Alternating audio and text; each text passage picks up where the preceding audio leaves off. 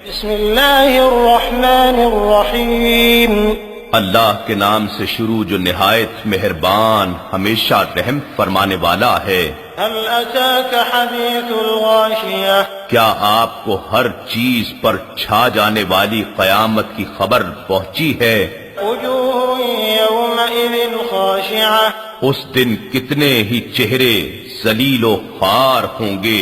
عاملۃ ناصبہ اللہ کو بھول کر دنیاوی محنت کرنے والے، چند روزہ عیش و آرام کی خاطر سخت مشقتیں جھیلنے والے، تصلی نارا حامیہ دہکتی ہوئی آگ میں جا گریں گے۔ تسقى من عین آنیہ انہیں کھولتے ہوئے چشمے سے پانی پلایا جائے گا۔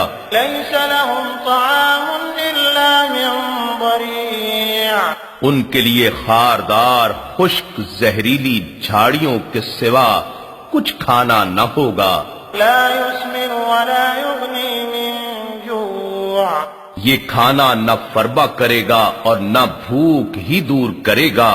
وجوہ یومئذ ناعمہ اس کے برعکس اس دن بہت سے چہرے حسین بارونق اور تر و تازہ ہوں گے، لسعیہا راضیہ اپنی نیک کاوشوں کے باعث خوش و خرم ہوں گے۔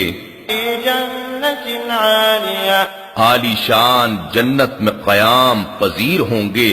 لا تسمع فیہا لاغیہ اس میں کوئی لغو بات نہ سنیں گے جیسے اہل باطل ان سے دنیا میں کیا کرتے تھے۔ فیہا عین جاریہ اس میں بہتے ہوئے چشمے ہوں گے۔ فیہا سرر مرفوعۃ واکواب موضوعۃ ونمارق مصفوفہ اس میں اونچے بچھے ہوئے تخت ہوں گے اور جام بڑے قرینے سے رکھے ہوئے ہوں گے، اور غالیچے اور گاؤ تکیے قطار در قطار لگے ہوں گے، وزرابی مبثوثہ اور نرم و نفیس قالین اور مسندیں بچھی ہوں گی۔ افلا ينظرون الى الابل كيف خلقت منکرین تعجب کرتے ہیں کہ جنت میں یہ سب کچھ کیسے بن جائے گا، تو کیا یہ لوگ اونٹ کی طرف نہیں دیکھتے کہ وہ کس طرح عجیب ساخت پر بنایا گیا ہے؟ وَإِلَى السَّمَاءِ كَيْفَ رُفِعَتْ اور آسمان کی طرف نگاہ نہیں کرتے کہ وہ کیسے عظیم وسعتوں کے ساتھ اٹھایا گیا ہے۔ وَإِلَى الْجِبَالِ كَيْفَ نُصِبَتْ وَإِلَى الْأَرْضِ كَيْفَ سُطِحَتْ اور پہاڑوں کو نہیں دیکھتے کہ وہ کس طرح زمین سے ابھار کر کھڑے کیے گئے ہیں، اور زمین کو نہیں دیکھتے کہ وہ کس طرح گولائی کے باوجود بچھائی گئی ہے۔